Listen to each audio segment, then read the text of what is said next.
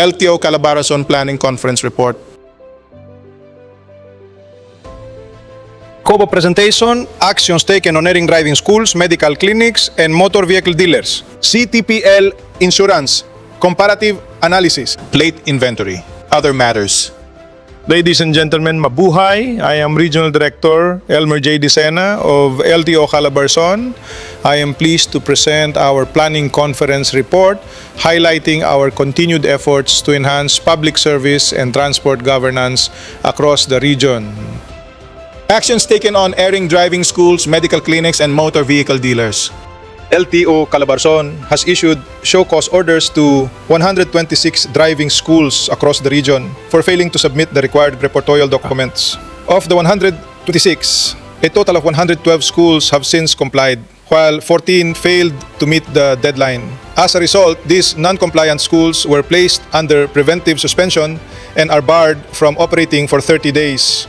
In addition, 8 medical clinics were also served with show cause orders. 5 of these clinics were cited for violations related to biometrics, while the remaining 3 were found to be operating unauthorized businesses within their clinic premises.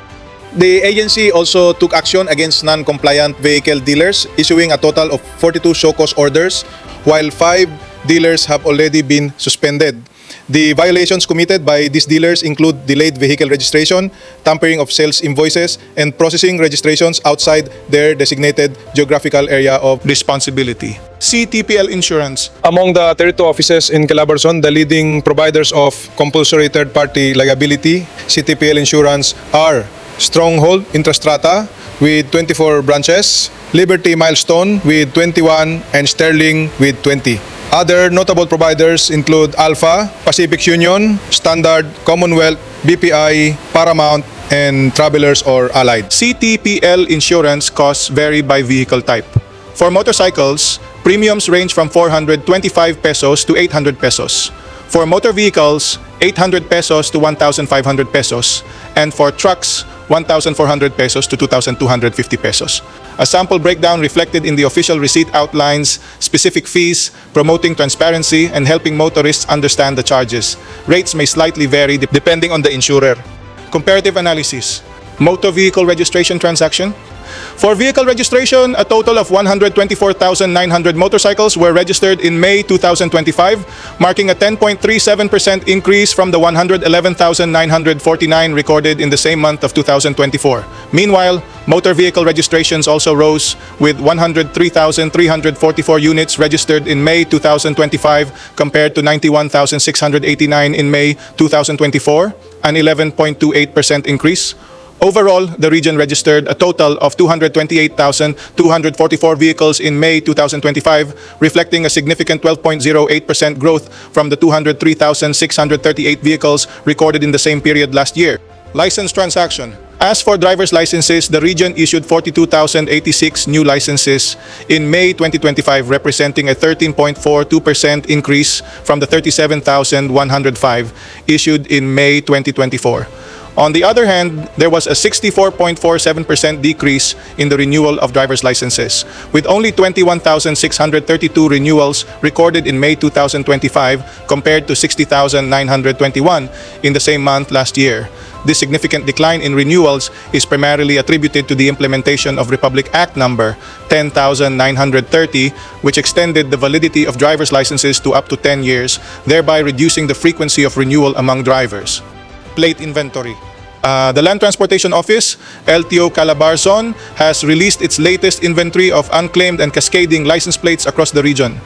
For old plates, a total of 3,263 remain unclaimed for private motorcycles and tricycles. For hire tricycles, account for 994 plates, while 832 are pending for hire motor vehicles. Additionally, 221 plates remain unclaimed for government motor vehicles and 634 for government motorcycles. There are also 55 unclaimed plates for private trailers and 432 for private motor vehicles under the old plate category.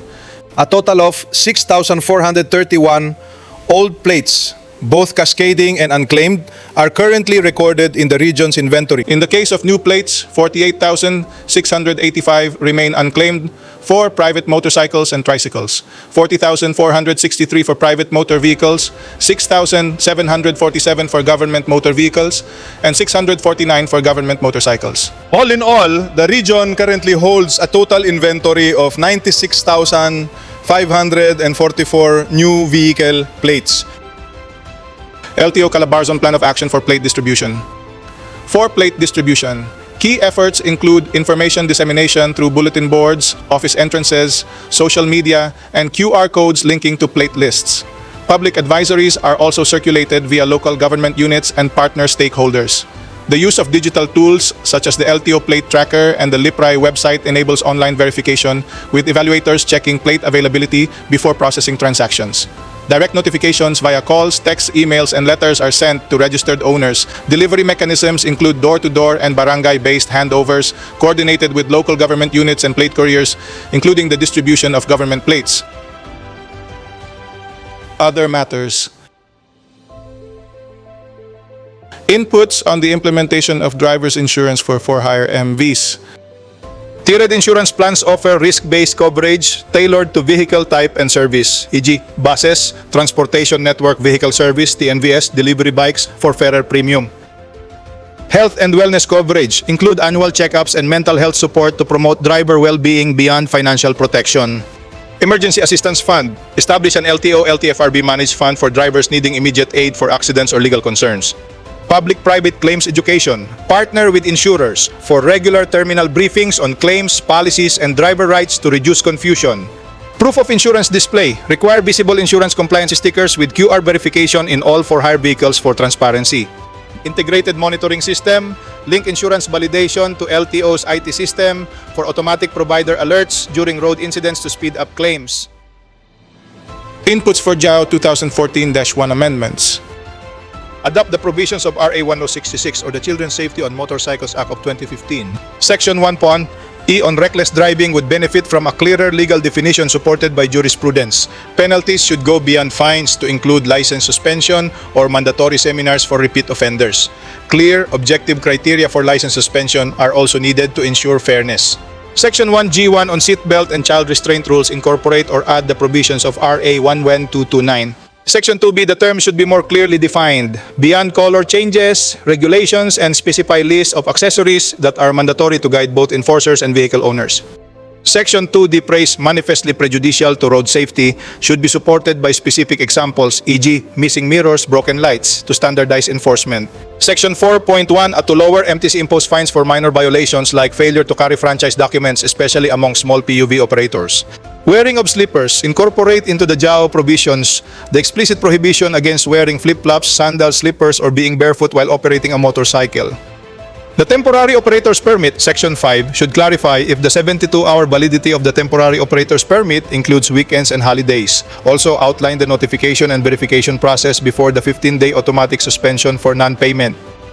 Given the 2014 origin of the JO, digitalization is essential. Enable electronic filing, online payments, and digital notifications, SMS email, to improve efficiency and accessibility.